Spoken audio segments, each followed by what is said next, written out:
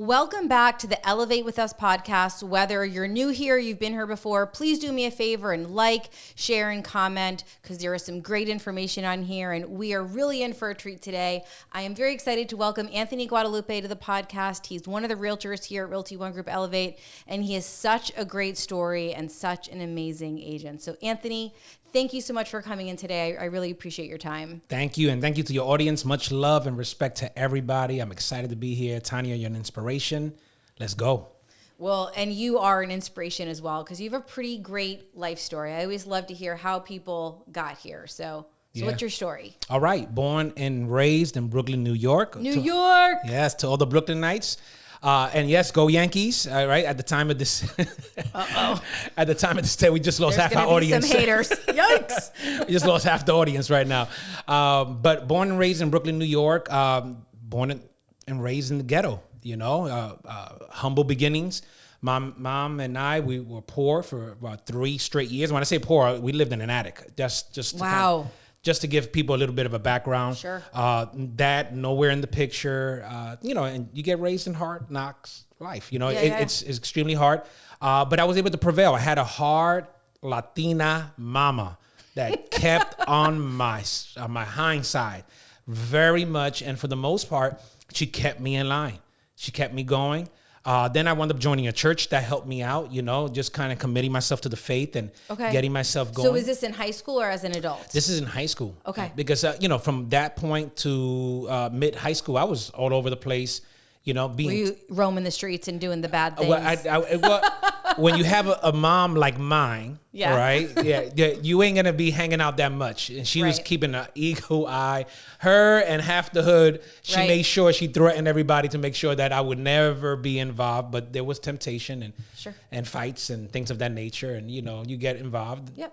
It's just the way life is. And for the most part, you know, high school was, it was okay. But I have to be honest with you, coming out of high school, I had no clue what I wanted to do. Got it. None whatsoever. I just knew, especially at the time that I was growing up, I needed to help mom and bring bread and water and help the roof, you know. Sure. You know, you wanted to support her. As much as possible. You wanted to help as much as you can. Yes. And she also threatened me, but that's another day. Another day, another time, another dime, right? So, so for the most part, you know, somehow, some way, and I can't tell you, and I may throw it out sporadically, but, you know, I really attribute a lot of my faith to God. Absolutely. For open doors. And I wound up getting a job at the New York Stock Exchange as a runner. Now, that basically means... How old were you? I was 19, so right out of high 19, school. Stock Exchange, which if you've never been there is crazy. I mean, it's like nothing you have ever seen before. I'm sure a lot of people have never seen it. It's bananas. Yeah, if you can YouTube it, go check it out. Do it. Especially anywhere between the 90s to the mid 2000s. Right.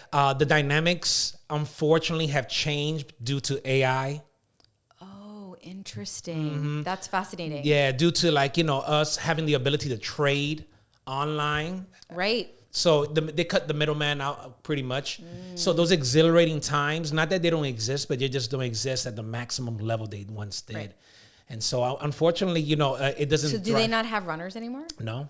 So that's incredible because I interrupted you. So tell everybody what a runner is because they're not going to realize that. Well, the runner was great because basically runner was either you get my coffee, that's one, right? You literally ran is the thing. And you had to run or you had to deliver news from one brokerage to the next and you had to do it speed lightning. And that was about it. You know, it was the simplest job, $5.75 an hour. You made $5.75 an hour? Yes. $5.75. Was that minimum wage at the time? That was minimum wage at the time, you know. But coming out of high school, I felt like I was balling. Sure, that's hysterical. It was really tough. It was really hard. But I worked, I hustled, you know, and that's what it was all about. Kind of the you know, people back then, they really cherished if you worked hard, if you hustled hard. Yeah. It's a little bit different now, you know. Obviously, you have to have a nice social media presentation, things of that nature, right? You have the dance and things of that nature. But for the most part, you know, I hustled and hustled and hustled, and I got an opportunity. Got an opportunity to then become a trading broker assistant. On the floor. On the floor of the stock exchange. Wow. So that was great. That was exhilarating. That was imagine 50 guys, 50 men in a huddle position, right? Right. I know. I've seen it. We're all crowded like a sardine can. Yeah. And for the most part, here we are from 9:30 when the bell rings to 4:00 trading, and it was amazing. We used to make millions a day. The adrenaline that must have been every day. I mean, it must have been so. At the end of the day, you must be so exhausted. They always would preach the gospel of don't take this home. But I don't know anybody that really could do that, especially if you lost money. Because one time I did lose money. Within 7 seconds, I lost $80,000 for the firm. I did not hear the end of it. And it was just because there was a miscommunication. I thought I heard the broker tell me to trade at a particular price. Next thing I know, I wasn't supposed to buy it there. And it shot right down. I can't tell you my heart. I felt like vomiting. I can't even imagine. And then the whole firm knows you messed up sure. at that given point. So that's a nice highlight. But well, I mean, I always say you learn more from your failures than your success. Yeah. Like you took away from that so many things that you'll never do again. Yeah. Right? You'll double check whatever that is, because when you win, it just feels good and you don't always remember how you got to that win. Correct. Right? Because that adrenaline prevents you from remembering it. But let me tell you, the sting of failure. I mean, I can tell you still feel that pain. I still feel right it now. Man. Right now. Because I think I started sweating as we were talking about it. Right. Yikes. It was. And how many years ago was that? And that was when I made that arrow. That was 2005. Okay. So long time ago. Yeah, like and you still relive it. 19 years ago, and it's fresh. Yeah, I still relive it to this day. So, but it taught me massive lessons about communication and the art of communication. Sure. That usually the most successful part of communication is the listening part. And I ain't listened very well. I wound up doing more of the action at the time. Right. And so that became a lesson learned. And then somewhere around 2008, everybody remember 2008, 2009. Sure do. I wound up getting that nice pat on the shoulder. Goodbye. Hey, nice. Thanks for being with us. Here you go, a 3-month severance package, and good luck. Right. And at that given point, my passions were starting to develop in another area, and that was for outreach work and church and helping people, doing marriage counseling. And you were still in New York at this time. And I was still in New York at that time. I wound up doing an internship in the state of Washington State. Yes. Not Washington, D.C. No, Washington State. Yeah, all the way on the other side. Wound up doing that for 2 years. Oh my God, it was one of the hardest because it was a complete culture shock. Oh, my mom was pissed off. Upset. Excuse me, cut that out. But she was upset. She must have been so mad at you. She was. All our families were. My wife's family. They were very disappointed because it was really a severing of us to the other side of the world. Sure. In their eyes, it was just a 6-hour flight, but it just wasn't a 6-hour flight. I wound up interning in one of the most beautiful little towns. It's called Lake Chelan, gorgeous. But in the hood we call it the Boondocks. It's in the middle of nowhere. You had to fly to Seattle. Seattle, you had to fly into a city called Wenatchee. Wenatchee, then you had to take a drive about an hour and 15 minutes. So you really looked at your full day of being 13 hours just to get to the spot. Wow. And it was a top population of about 4,500. So 4,500 people were in this town. So I came from the city that never sleeps to the city that was asleep by 6 p.m. Yeah. That must have been such culture shock. Oh my God. It was wow. It was extreme. It was a lesson. Lessons were learned. Life was learned. I was able to experience the West Coast lifestyle. And it was definitely not the East Coast vibe at all. Just mindsets, paradigms, things of that nature. Yeah. But I was able to grow. I wound up growing a lot. I wound up making a lot of solid relationships. Wound up growing in the profession that I was in, or my calling, I should say. And I was able to do that. And then finally, when those 2.5 years were up, it was time to shift. And we had an opening to come out here and help our church. And you came home? Yeah, I came to Florida. That's when you came to Florida? Directly. So what year did you move to Florida? 2012. And did you come right to Jacksonville? I came right to St. Augustine, to St. Augustine area. Wow. And that was through church? That was through church, yeah. And then I had an appointment with the church at the time, and I wound up doing that, and I wound up actually establishing quite a few foundational, I would say, classes or courses here in the St. Johns County area. Okay. I wound up doing a program called Inspire School Program. We mentored over 1,000 students weekly. That was amazing. I have 50 volunteers under my belt. Wow. I was able to do that. I also ran another program called FCA, Fellowship of Christian Athletes. I ran that. I was running. Sure. That was twice a week. I was running over 500 students on a weekly basis. It's amazing. This was through the entire county, not just one school. Yeah, the entire county. Pedro Menendez, Nice High School, Patriot Oaks Academy. And then if it wasn't for the COVID, we would have been probably another 5 more schools by 2021. And then unfortunately, the COVID came by and it slowed down, as we all know, everything. And for Especially some things, because you were in person, you were, you know, as a fellowship. It's very hard to do fellowship on COVID. I mean, on Zoom. Yeah, correct. No, and for the most part, the county let me know immediately, hey, we do not know when you can come back. Wow. And then finally, towards the end of 2020, they told me, oh, maybe 2024.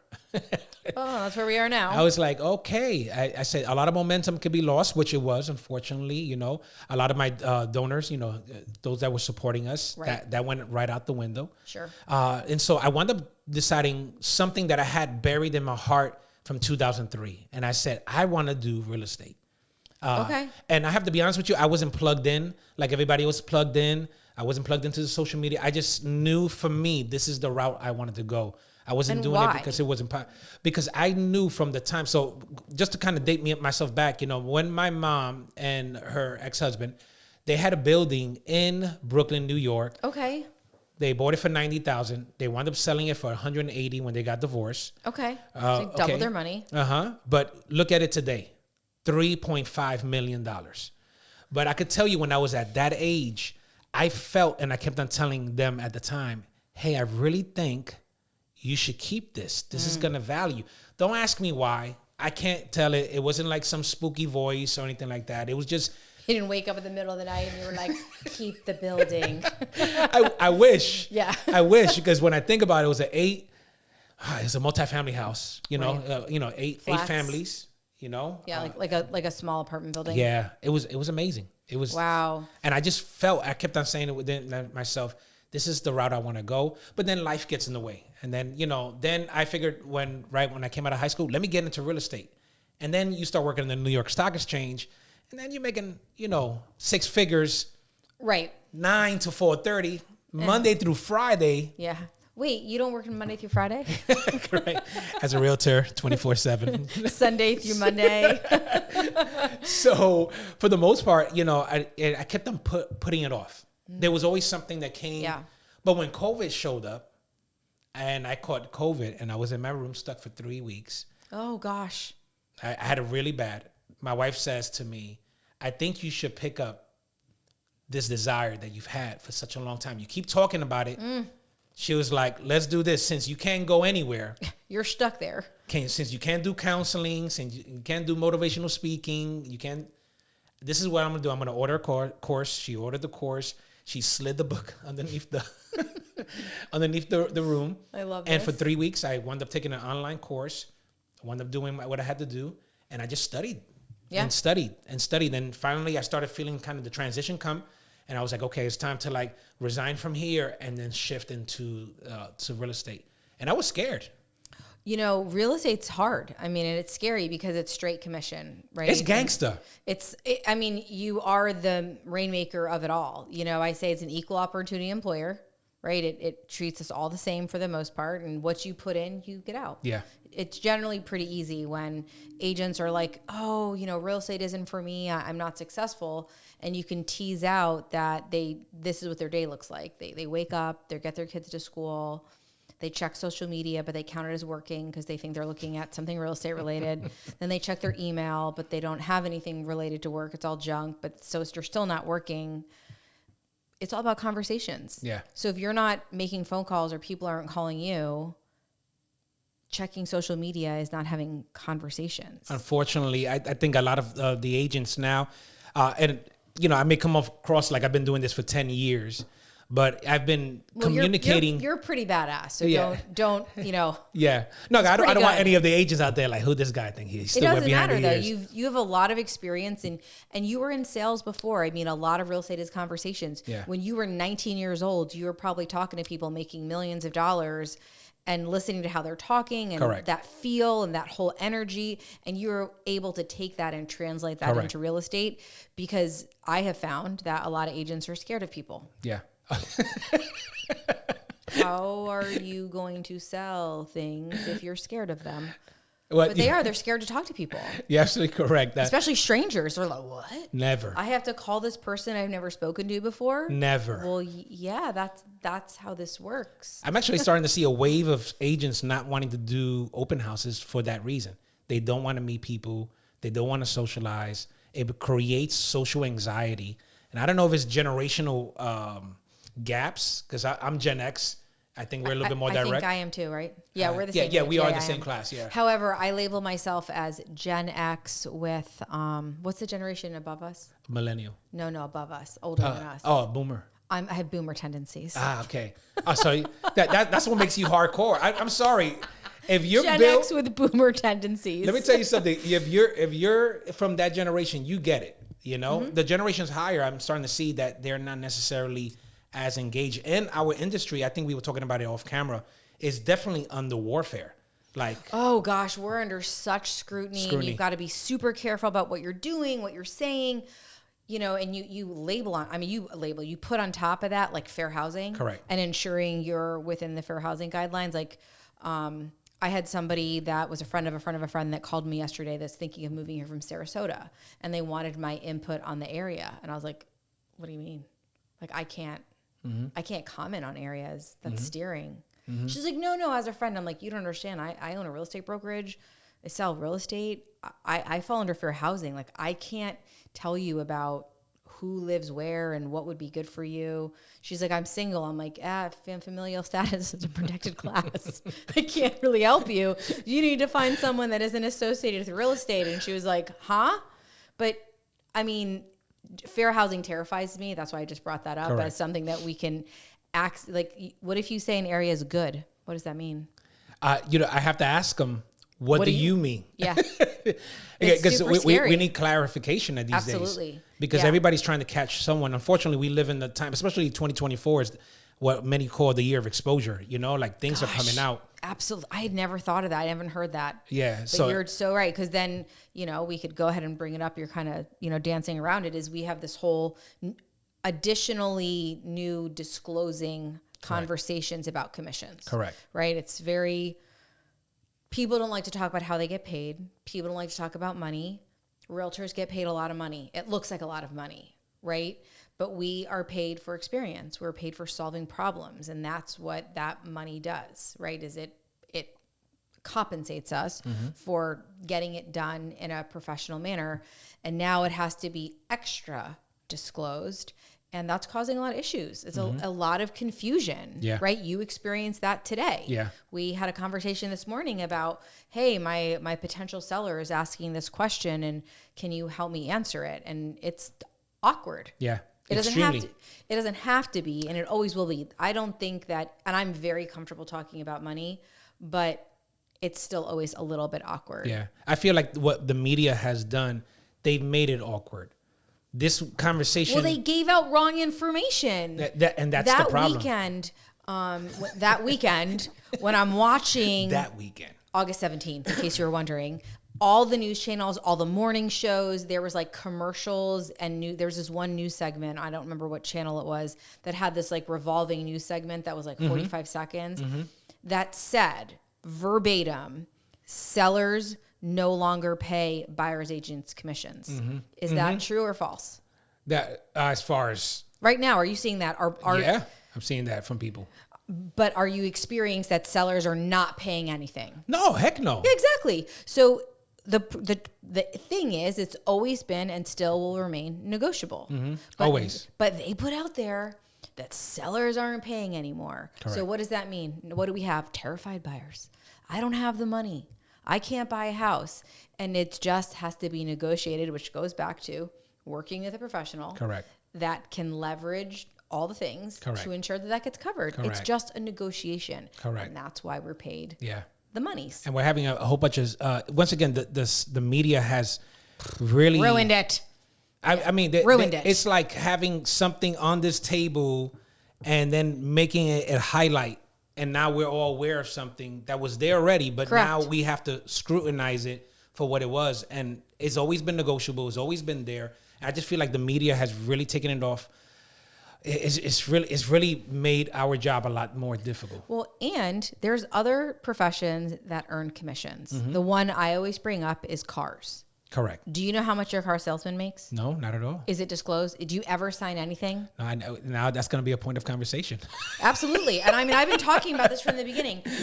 At the closing table or beforehand, there's a document that comes out right now. It's called the ALTA. Correct. Where it states on there, Correct. and the buyer and the seller both sign it, and it has 2 line items. Correct. For the commission. It was like that before August 17th. It was like that when I started in real estate in 2007. We called it the HUD-1.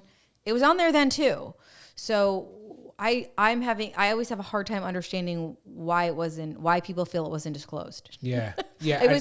But if you buy a car, you never know how much is. I never thought about it that way. But they make, and that's not disclosed. My next car, I'm going to check this out. Yeah. How much are you making of this thing? Yeah, and why the rule, like this whole situation that we're dealing with in our industry, isn't being automatically applied to all industries. Every commission-based job. Yeah. Like, how much are drug reps making? Yeah.